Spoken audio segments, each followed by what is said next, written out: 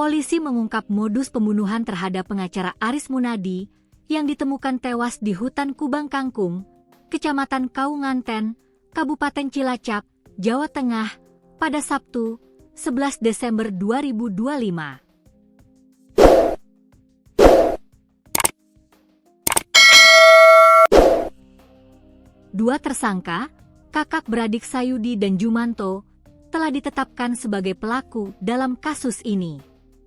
Kapolresta Cilacap, Kombes Budi Adhibuwono, menjelaskan bahwa sebelum pembunuhan, korban diajak oleh tersangka untuk berziarah ke makam di Jeruk Legi, Cilacap. Korban dan pelaku sudah saling kenal sekitar 1 bulan, ungkap Budi saat konferensi pers di Mapolda Jawa Tengah, Senin, 15 Desember 2025. Setibanya di lokasi makam, korban diminta oleh tersangka untuk berdiam diri.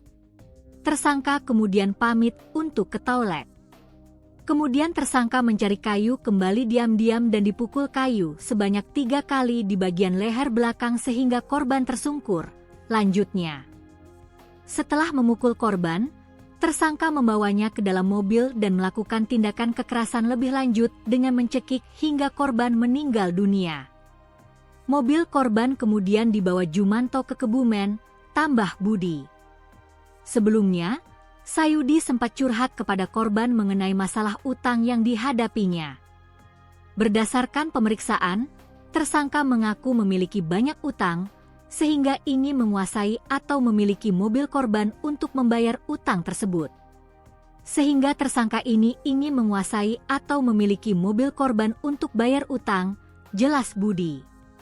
Jasad Aris Munadi ditemukan dalam kondisi terkubur di hutan Kubang Kangkung pada Kamis, 11 Desember 2025, dini hari. Anggota DPC Perhimpunan Advokat Indonesia, Pradi, Purwokerto itu sebelumnya dilaporkan hilang ke Mapolresta Banyumas pada Senin, 25 November 2025. Korban diketahui pamit kepada keluarganya untuk pergi ke Cilacap pada Jumat, 21 November 2025.